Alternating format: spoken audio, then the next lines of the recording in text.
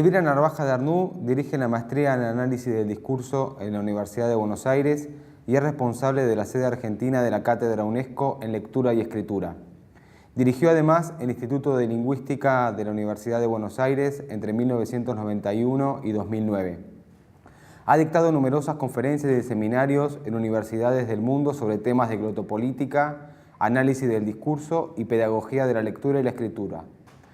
En el año 2009 obtuvo el Premio Extraordinario de Doctorado de la Facultad de Filología de la Universidad de Santiago de Compostela en España. En el año 2012 obtuvo la mención de honor del Congreso Internacional de Americanistas. En 2015 el George Forster Research Award de la Fundación Alexander von Humboldt, el doctorado honoris causa de la Universidad Nacional de Cuyo y el Premio a la Excelencia Académica de la Universidad de Buenos Aires. En el año 2016 obtuvo el Diploma al Mérito de la Fundación Conex en el área de Humanidades. Una etapa importante en la historia contemporánea argentina fue la recuperación democrática. Justamente es el periodo en que, Elvira, te integrás plenamente, ¿no?, a la vida universitaria, que es un momento marcado por la fundación de la Cátedra de Semiología también. Queríamos que nos comentaras cómo evaluás todo ese momento desde la perspectiva actual, ¿no?, desde hoy, digamos, cómo ves desde ahora esa etapa. Para mí fue una etapa muy exigente, pero vivida con gran alegría, porque era la apertura democrática, queríamos poner la universidad de pie, queríamos poner también al país de pie. Y yo tenía que iniciar una tarea que debía destinarse a alumnos que ingresaban al primer año universitario. Una tarea difícil porque la materia era semiología y análisis del discurso, no había sido dictada antes. Pero lo hice, lo hizo todo el grupo que me acompañó con gran entusiasmo. Fíjense que nosotros tendíamos a recuperar la memoria histórica, a que los alumnos vieran que su propia vida se entrelazaba con la de tantos otros, argentinos y latinoamericanos, y eso de alguna manera dejaba sus huellas en los ejercicios, en los textos que dábamos para la ilustración de los planteos teóricos, ¿no es cierto?, nuestra actitud en el aula. También era un desafío porque era llevar semiología y análisis del discurso a un primer año, lo que no resultaba fácil. En general nosotros cuando habíamos dictado esas materias las hacíamos en el campo del posgrado. Entonces había que hacer una adecuación fuerte pedagógica, ¿no? Y después formar a los docentes. Era una cátedra con 5.000 alumnos, 3 trimestres al comienzo, 120 docentes que venían de lugares diversos. Entonces para mí fue importante. Tenía que hacer los famosos cuadernillos, hacer traducciones, seleccionar textos, apoyar a los que iban a encarar la tarea áulica, hacer las reuniones de cátedra, donde los dos debates eran tanto de política educativa como de temas científicos, como de políticas culturales y políticas simplemente, ¿no? Entonces, bueno, fue una etapa de intenso trabajo. Y yo siempre lo recuerdo como la experiencia pedagógica más interesante que hice, ¿no?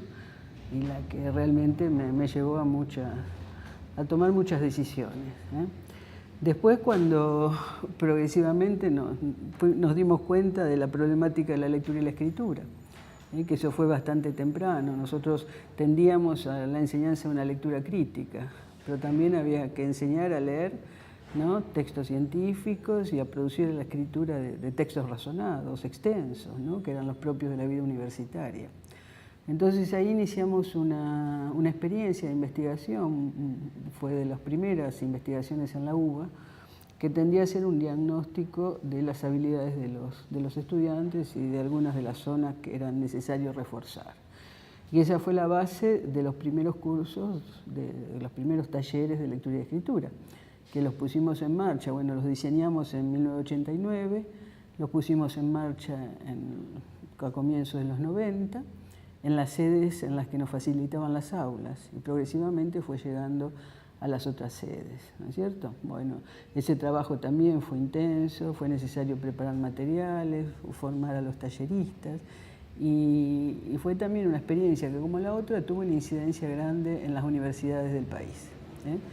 Y a veces latinoamericana. Yo me he encontrado con gente que ha leído nuestros materiales y que en algún momento me lo ha agradecido. Bueno, y esos talleres también fueron la base de la convocatoria que nos hicieron a integrar la Cátedra UNESCO, más que integrar, a fundarla, que en el año 96 fundamos la Cátedra UNESCO de Lectura y Escritura. Entonces, bueno, fue una experiencia importante, muy productiva, ¿no?, en el campo pedagógico y en el campo científico.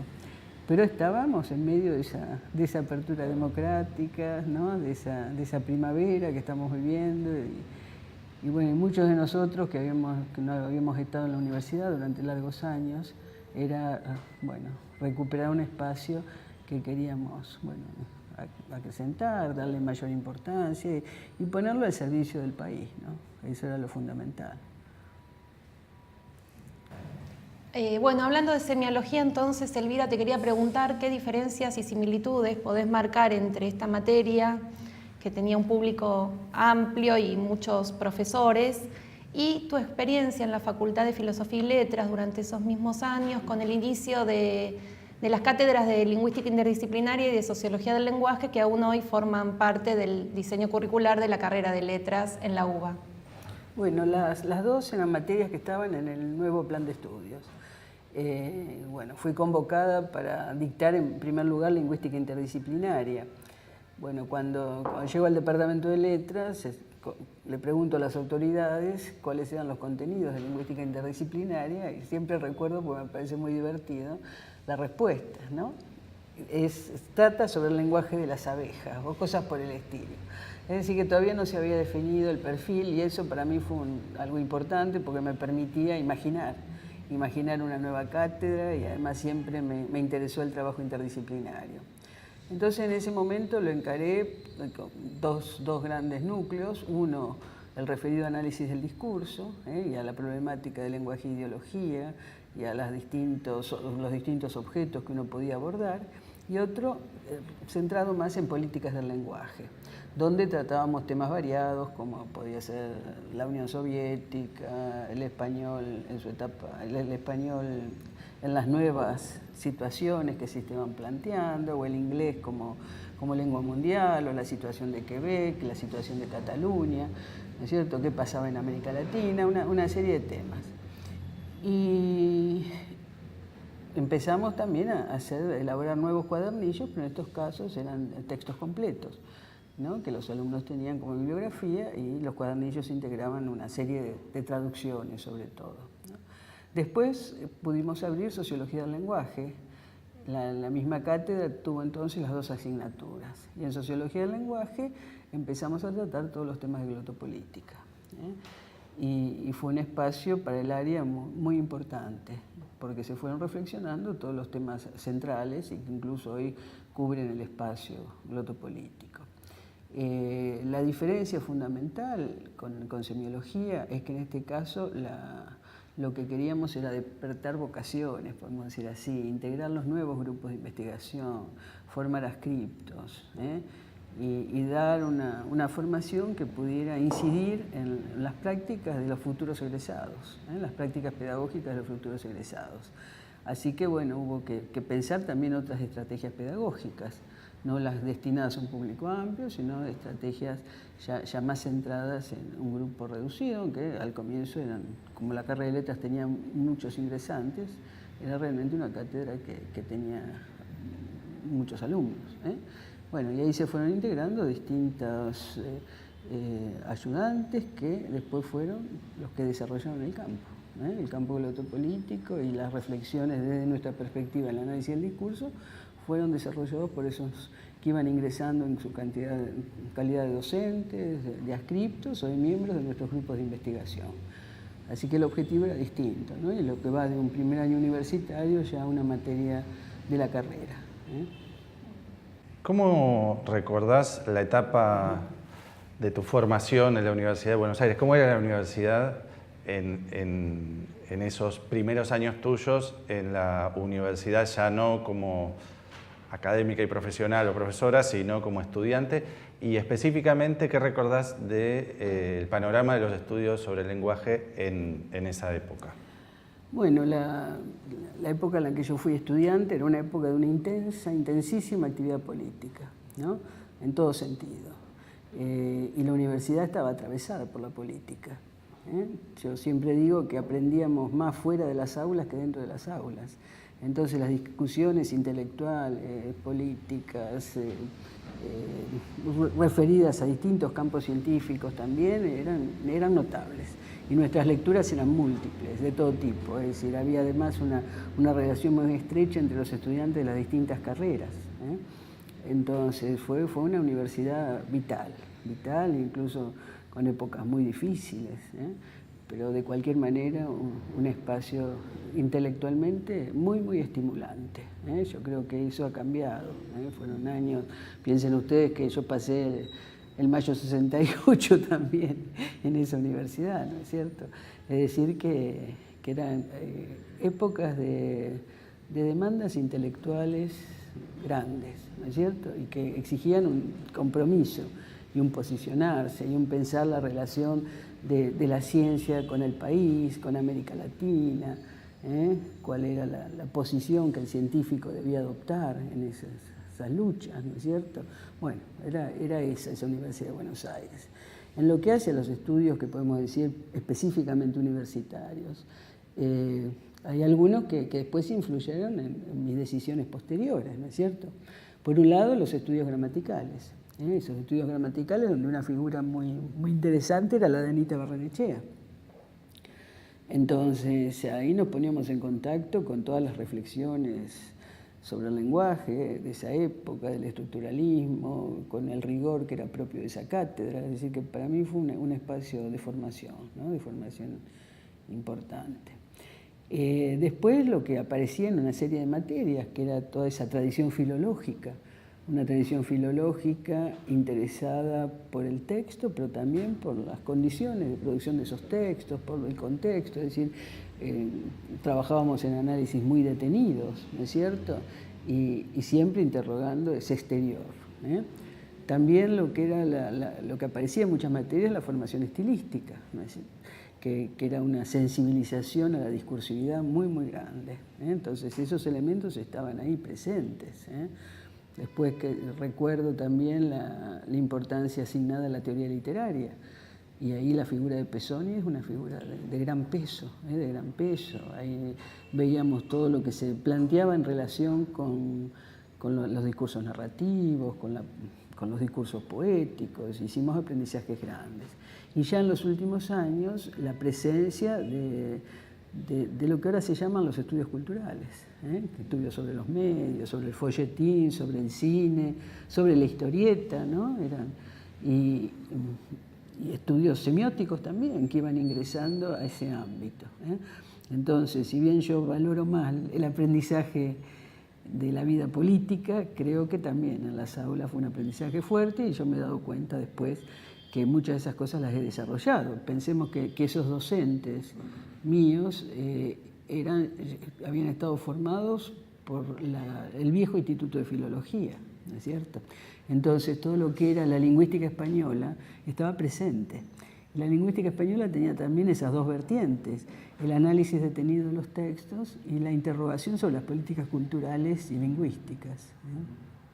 Así que eso puedo recordar ahora de mi etapa de formación en la Universidad de Buenos Aires, que la recuerdo realmente con gran cariño, y que frente a los estudios secundarios para mí fue realmente un lugar tremendamente placentero, abierto, ¿no? La escuela secundaria era mucho más,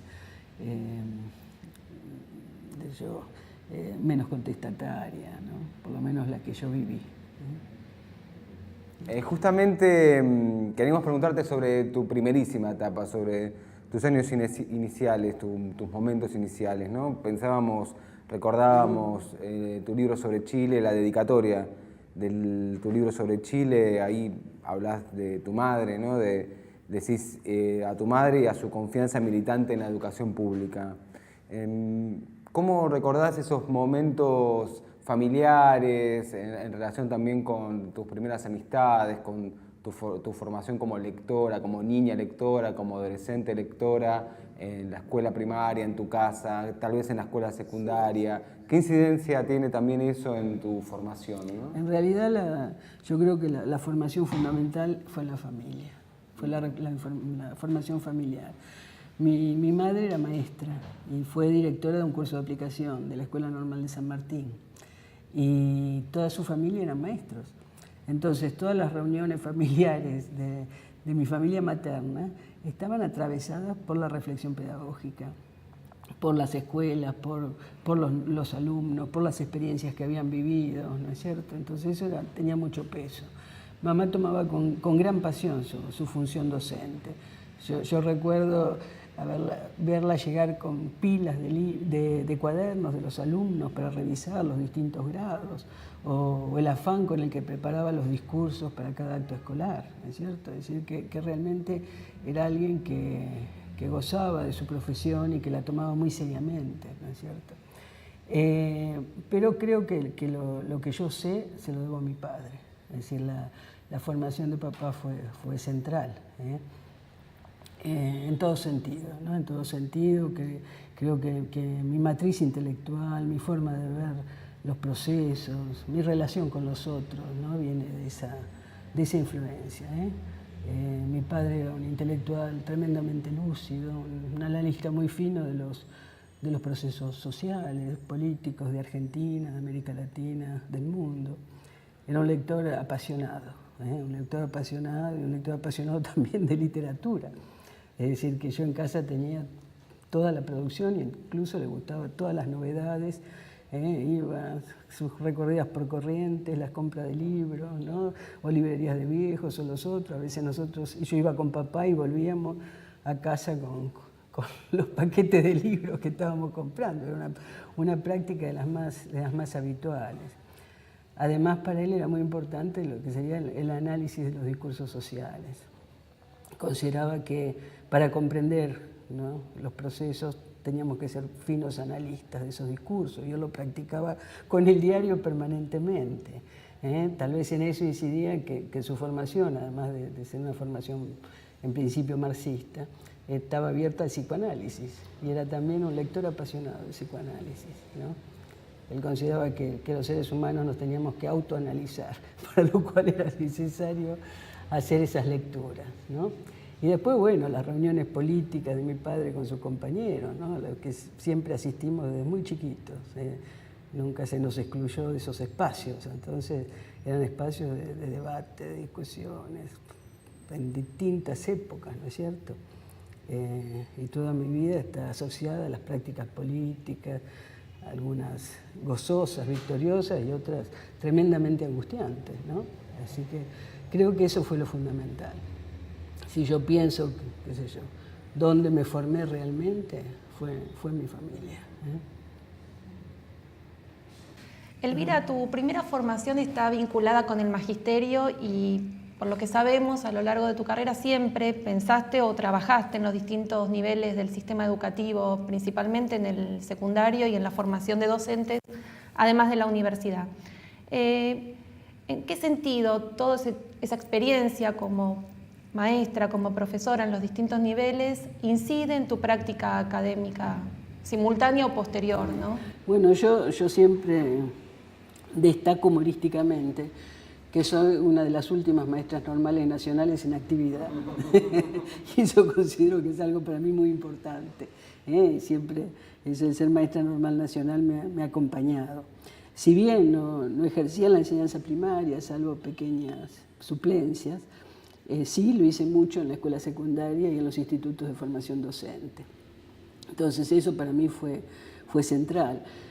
Cuando comenzamos la experiencia con la apertura democrática en la universidad, eso me había dado un conocimiento muy, muy grande de lo que eran los alumnos que ingresaban, ¿no es cierto? Yo sabía qué se le podía demandar a esa franja etaria, sabía cuáles eran sus intereses, y en los cuadernillos eso se manifestaba. Yo intentaba llegar a esos alumnos a los que en gran medida conocía.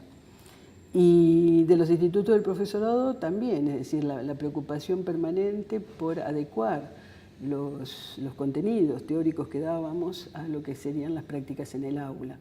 Entonces eso fue para mí muy fuerte y creo que me acompañó a lo largo de todos mis años de ejercicio de la docencia en la vida universitaria. Ahora, también fue un poco a partir de esa experiencia que hicimos las primeras investigaciones. Es decir, empezamos investigando esas dificultades que yo les señalaba de los alumnos ingresantes. Bueno, para eso realmente necesitábamos ese conocimiento pedagógico que venía de transitar instituciones y conocer gente, conocer a estos chicos, los docentes, cuál era la situación del país en ese campo. Así que eso incidió fuertemente. Y, como yo les decía, cuando creamos la Cátedra UNESCO, eso estaba presente, era la idea, la lectura y la escritura en los distintos niveles educativos.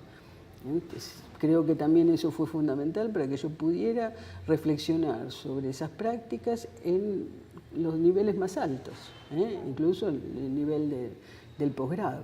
Entonces siempre estuvo esa inquietud pedagógica orientando muchas de las investigaciones, ¿no es cierto? Y también todo lo que era la formación de los nuevos docentes, la preocupación porque fueran elementos renovadores en sus clases, y siempre conversar sobre temas educativos con gran placer y con gran entusiasmo. Creo que tuvo un peso realmente muy fuerte. Vos, Elvira, fuiste una pionera en detenerte, una de las primeras en detenerte en el discurso de las intervenciones del entonces cardenal Bergoglio, que, como todos sabemos, luego fue elegido Papa, y ese análisis que vos estableciste fue con las herramientas de análisis del discurso. También después le dedicaste el estudio a los discursos de Chávez, y a partir de esa experiencia, y por supuesto de tu experiencia académica y de investigadora, te queríamos preguntar cómo crees que el análisis del discurso da cuenta, o puede dar cuenta del presente, pero también puede anticipar ciertos fenómenos políticos del futuro. Bueno, fíjense que al cardenal Bergoglio, o con el cardenal Bergoglio me encontré cuando estábamos en equipo estudiando los discursos de la crisis del 2002. Y habíamos dejado de lado la iglesia. Y bueno, yo casualmente escuché la homilía de Bergoglio en el Te Deum. Y ahí me asombró la audacia, ¿no es cierto?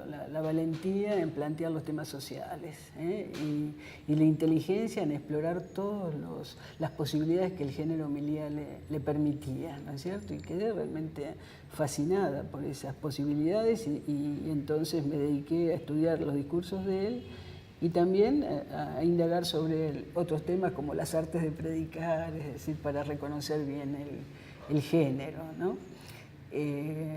Después las relaciones entre las homilías y los discursos institucionales, que también en ese momento me interesaban.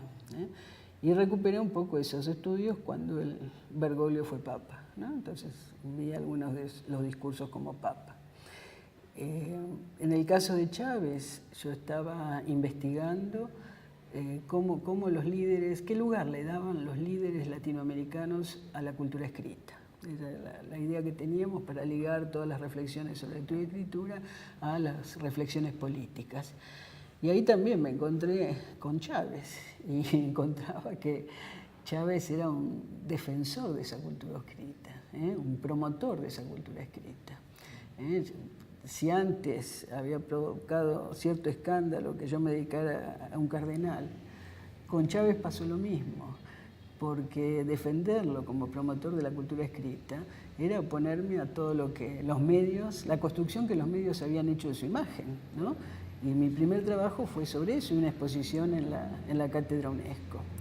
Después, bueno, abordé otros temas de él, me interesó la matriz de los discursos latinoamericanistas, o cómo construía el objeto discursivo socialismo del siglo XXI, cómo reconocía las filiaciones, qué estrategias utilizaba para hacerlo objeto de debate en Venezuela y en Latinoamérica, cómo construir identidades a través del estilo, cómo se inscribía en la tradición bolivariana. bueno, son dos personajes que para mí han sido muy interesantes y que además me han divertido mucho. Yo recuerdo que, bueno, que cuando trabajaba con Chávez era un mal momento mío, personal. Pero los chicos de pronto me escuchaban reír, mis hijos. Entonces ya está leyendo a Chávez. Bueno, ahora, vos me preguntás si el análisis del discurso puede anticipar. Bueno, yo me pavoneaba un poco con lo de Bergoglio, eso debo reconocerlo, pero creo que no. Lo que puede hacer es ayudar a comprender los procesos. Siempre que el investigador, bueno, no quiera simplemente comprobar la eficacia de determinados modelos teóricos, sino que se interese por comprender realmente esa discursividad y asociarlas con las prácticas sociales, con las prácticas políticas. Bueno. Justamente a partir de esto último que planteabas, nos preguntábamos también acerca de tu reflexión en torno a cuál es el lugar del experto en temas relacionados con el lenguaje, experto en temas protopolíticos, en el debate público, ¿no? ¿Cómo ves vos ese lugar en términos de intervención política y de intervención pública? Sí, yo creo que el experto puede hacer propuestas y algunas de esas propuestas pueden incidir en la marcha de los acontecimientos, pero en general dependen de situaciones que él no controla. Yo les voy a dar el ejemplo en el campo glotopolítico, ¿no? de algunas exitosas y otras no.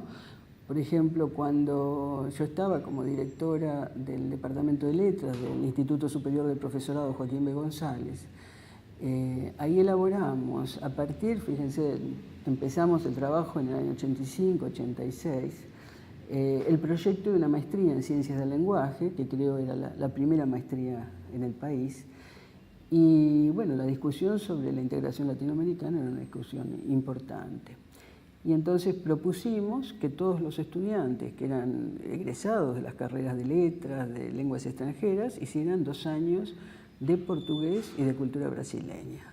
Dos cursos anuales, es decir, que tenía bastante peso y eso nos llevó a establecer contactos con el centro brasileño, es decir, a trabajar en ese ámbito. Piensen ustedes que el Acta de Iguazú era de 1985. Todavía no se había firmado el Mercosur, que se firma en el 90. Entonces ahí, bueno, nosotros consideramos que para acompañar el proceso de integración regional era importante introducir el portugués. Y ahí lo hacíamos en un lugar que nos parecía que podía después tener incidencia en otros niveles educativos, porque todos eran docentes. Es decir, que esa fue una experiencia exitosa que se mantiene incluso ahora, ¿no es cierto?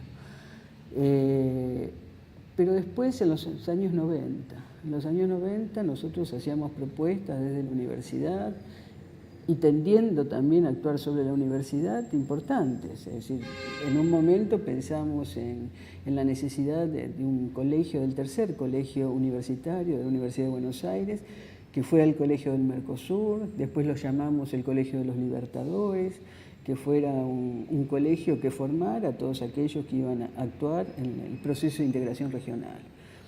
Y ese no tuvo éxito y bueno, las explicaciones fueron diversas, ¿no?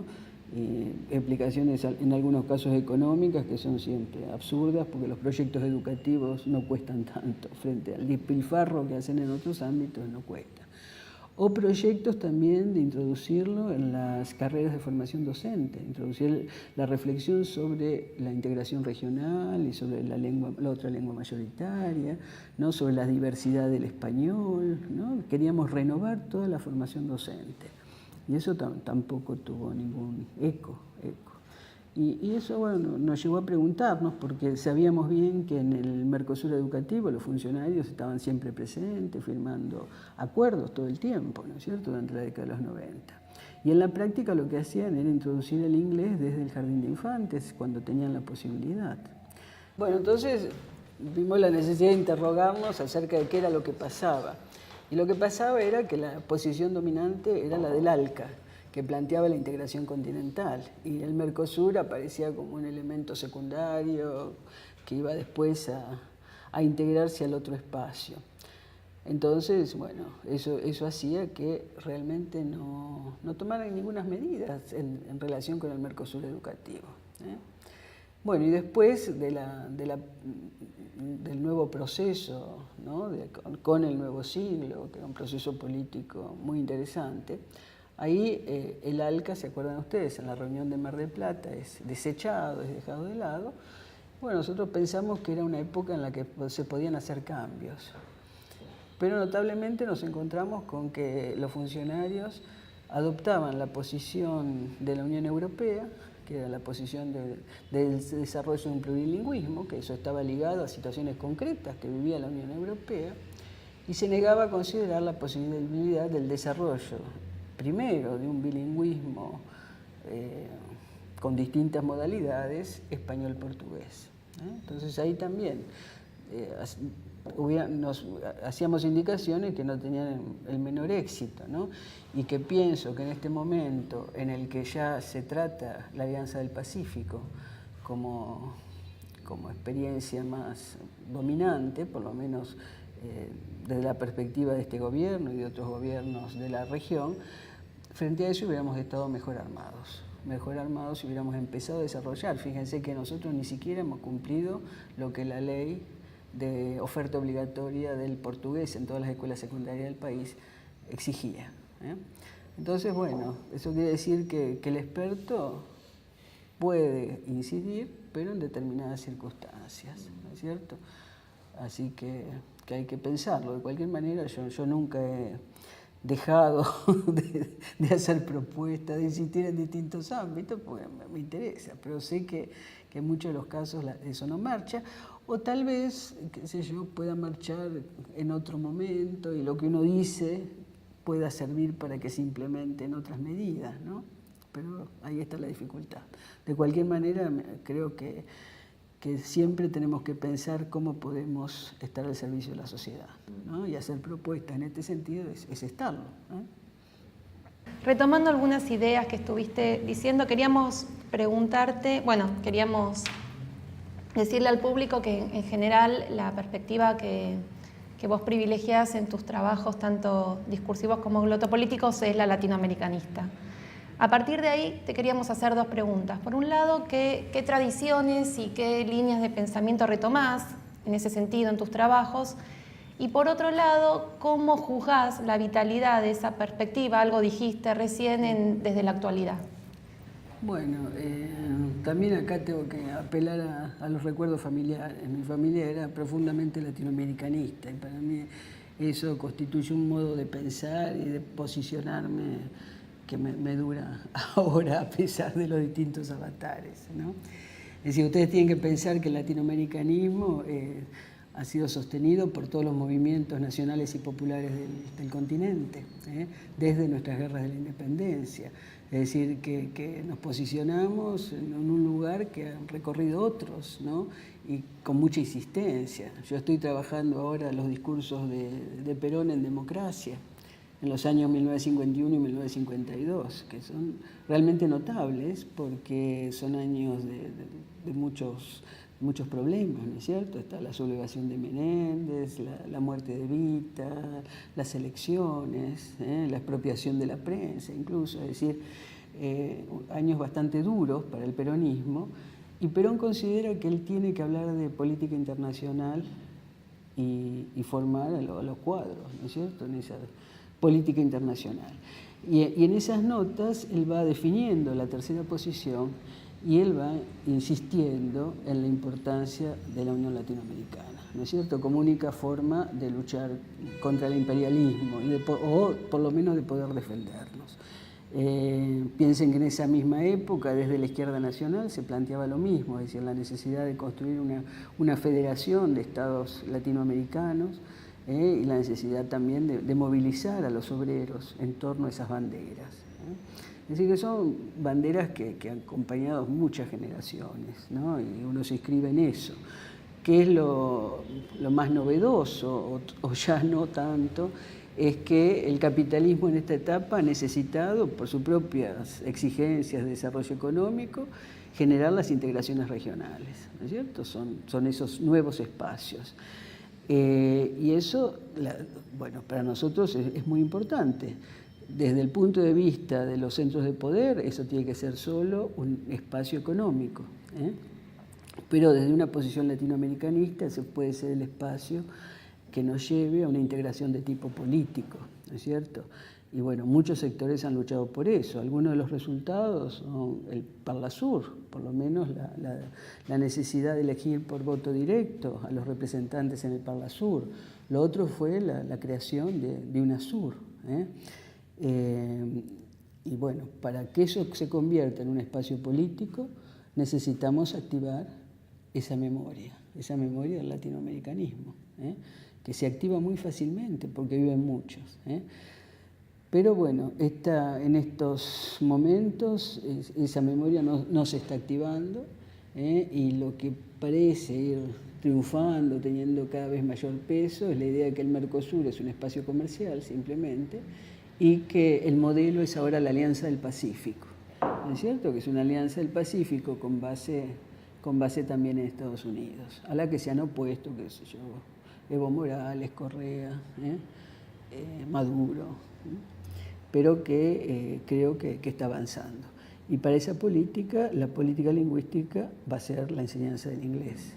Ya pensemos que nuestras élites están socializándose en inglés, en distintos lugares del mundo. Bueno. Un aspecto muy importante, otro aspecto muy importante de tu trabajo está relacionado con cuestiones editoriales. Ejemplos, solo algunos de ellos, son el proyecto de la colección de estudios del lenguaje de Editorial Hachette o la enciclopedia semiológica de Eudeva. También en tu trabajo pusiste en circulación muchísimos textos a través de tus traducciones o de generación de traducciones a partir de lo que vos aportabas. ¿Cómo valorás desde hoy todo ese recorrido ligado a la política editorial o de inserción de textos escritos en tu trabajo de todos estos años? Para mí es una experiencia muy importante, la viví también con mucha pasión, el trabajo editorial. Cuando pude abrir la colección Lengua, Lingüística, Comunicación en Hachette, ¿no es cierto? Eran los últimos años del proceso, era una forma de actuar en la política cultural, ¿no? En la política educativa, porque era llevar esos textos a la escuela, a los institutos de profesorado, a la universidad, ese era el deseo. Y ahí en esa colección, en la que se publicaron muchos libros, los primeros eran traducciones, pero enseguida fui integrando a todos los docentes, investigadores que habían reflexionado sobre el lenguaje en el país, también con esa idea de poner de pie, ¿no?, al país y mostrar lo que se había producido. Bueno, a lo largo de esa experiencia aprendí también todo lo que era el trabajo editorial. Fíjense que yo tenía que hacer adaptaciones, revisar las traducciones, hacer las correcciones muchas veces de estilo. Y también otras tareas que no me disgustaban, que eran visitar los imprenteros, conocer los tipógrafos, ver los encuadernadores, es decir, que se necesitaba todo eso para que los libros salieran. Y bueno, ahí para mí fue una experiencia muy, muy enriquecedora, ¿no? Y después ese conocimiento me sirvió en el Instituto de Lingüística, ¿no es cierto? Cuando pongo en marcha la revista Signo y Seña. Que para mí no era ajeno todo el trabajo editorial, entonces podía ponerla en marcha, seguir los números, hacer que fueran saliendo con cierta regularidad. Y también en Eudeva con la enciclopedia semiológica y la historia de las políticas e ideas sobre el lenguaje en América Latina. Es decir, que eso me acompañó siempre. Ahora, bueno, me dedico más a preparar obras colectivas, que eso también me gusta porque es me implica un contacto asiduo, intelectual con los autores, que esa situación dialógica para mí es esencial, ¿no? Y estoy apoyando un emprendimiento que hemos hecho desde la Cátedra UNESCO, que es la revista digital Traslaciones. Así que sigo con mi vocación en relación con el trabajo editorial. Sí, queríamos que nos comentaras acerca de otro periodo y de otro momento importante desde el punto de vista de la actividad académica, pero también de del desarrollo de una zona de estudios glotopolíticos en relación con el Instituto de Lingüística de la Universidad de Buenos Aires, que dirigiste durante mucho tiempo y donde, bueno, la impronta glotopolítica fue determinante, ¿no? De ese periodo, ¿qué proyectos rescatás? ¿Qué momentos significativos rescatás? ¿Qué recuerdos hay en función de esta construcción de un área donde los estudios discursivos y los estudios lingüísticos confluyen también con una reflexión eminentemente política? Claro. Mira, cuando el decano me convocó para que me hiciera cargo del Instituto de Lingüística, lo que me dijo es que era un instituto que iba a ser cerrado, ¿no es cierto? ¿Por qué? Porque la producción era muy limitada.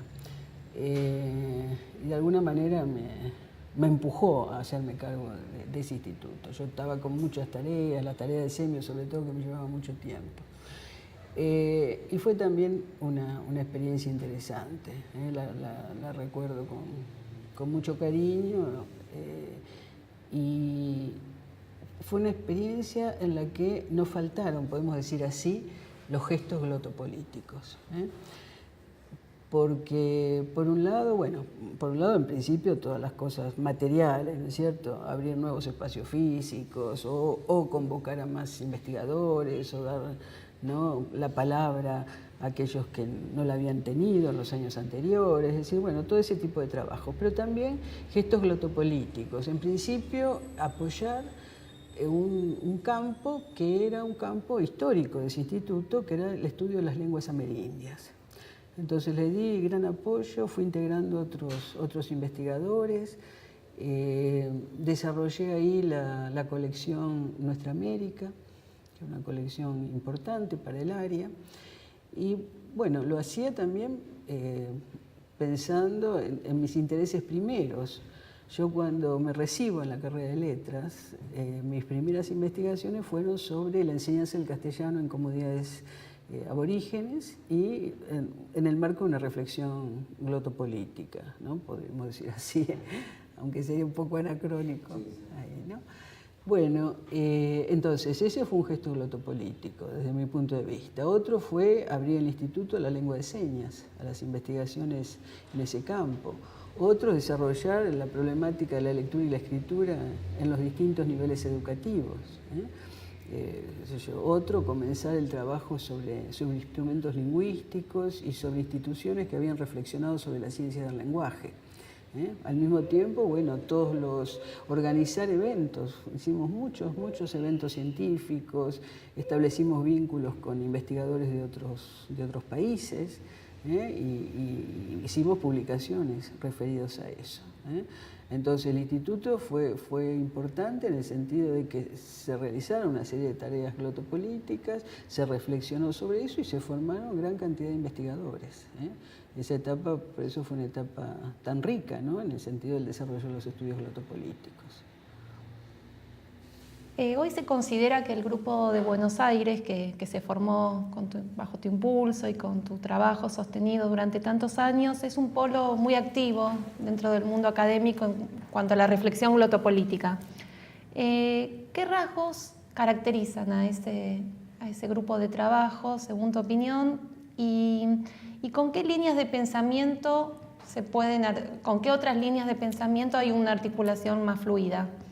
Bueno, podemos pensar líneas de pensamiento y grupos, ¿no? En la actualidad el Grupo de Buenos Aires tiene vínculos importantes con la Universidad de Chile, con las universidades brasileñas, Campinas, San Pablo, Paraíba, con el Centro de Graduados de Nueva York, con el grupo de la revista Circula sobre ideologías lingüísticas, con ahora el Instituto Caro y Cuervo. Es decir que, bueno, y hemos tenido tradicionalmente con muchos de los grupos que trabajan en historiografía lingüística en España. Es decir que en realidad nos hemos abierto, podemos decir así, al mundo y hemos establecido una serie de redes que se han manifestado en las publicaciones y en las reuniones académicas. Ahora, ¿qué es lo que marca un poco a este Grupo de Buenos Aires? Por un lado, el interés por distintas etapas históricas. Por un lado, el interés por la etapa actual del proceso de globalización, de las políticas lingüísticas de área idiomática, de las integraciones regionales. Por el otro, el interés por la etapa de formación y consolidación del Estado Nacional. Y también por etapas más puntuales, como los distintos gobiernos peronistas, que es sobre lo que estamos trabajando ahora y sobre lo que vamos a hacer las próximas publicaciones. Es decir, por un lado, esa apertura. Por el otro lado, el estudio de objetos diversos, fíjense que están aquellos que van a estudiar la legislación lingüística, los que estudian instrumentos lingüísticos, diccionarios, gramáticas, retóricas, ¿sí? Y todos los otros que se vinculan, los materiales didácticos, y que se plantean preguntas en general originales e interesantes sobre esos materiales. Lo que hay en el grupo yo creo que es una vocación, por un lado, una vocación interdisciplinaria. Es decir, cada investigación que se realiza es una investigación en la cual se interrogan saberes que no son específicamente los de la ciencia del lenguaje, aunque estos, por supuesto, ocupen el lugar central.